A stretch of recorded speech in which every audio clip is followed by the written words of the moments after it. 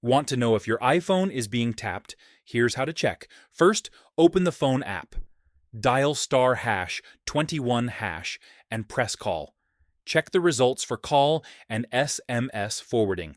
All should say disabled. Next, reset forwarding just in case. Dial ##21# and press call. This clears any active forwarding settings.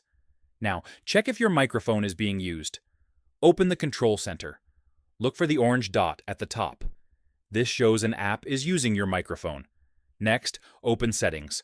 Go to Privacy and Security. Tap Microphone. Check which apps have access. Toggle off anything you don't trust. Also, check call forwarding in Settings.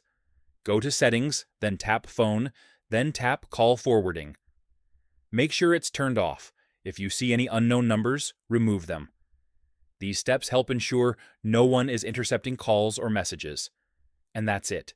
If this helped, like the video and subscribe for more iPhone security tips and tutorials.